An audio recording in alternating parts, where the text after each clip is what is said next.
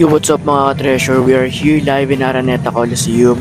Courtside yung view natin for today, and we will be watching San Miguel Beermen versus Fuel Master. So ayan, warm up time pa sila.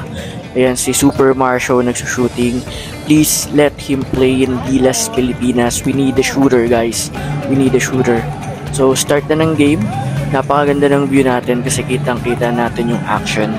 And medyo malayo tayo when it comes to the first row. Ayun lang nasa harap natin, but still napakaganda pa rin ng kita natin dito sa pwesto natin, na kita pa rin natin yung highlights, also yung galaw ng play, and yung mga players talagang lumalapit sila dito sa VIP side natin kasi nga nasa harap si Boss Danny. So one of the biggest and greatest agent sa PBA. So he was kind, nakausap natin siya, nakapag-photograph din tayo anyway. And ayan, kita nyo naman yung view natin. So napaka-solid.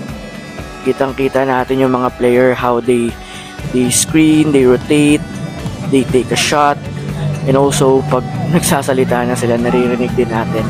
Even the slightest frustrations, so kitang-kita yan dito sa pwesto natin. So yung ticket natin dito, since mahirap na talagang kumuha online, kailangan nating maghanap ng nagbebenta.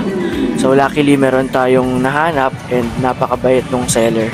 And on top of that, parang magiging suki ako nung seller na yun. So I have his number, and I hope I can have a transaction and discount with him in the near future kasi talagang madalas nanonood tayo ng PBA.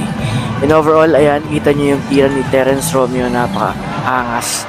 Very clean separation.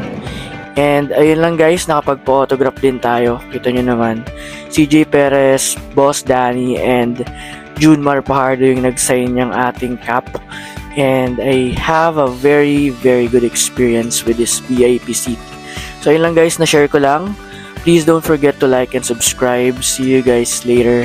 See you.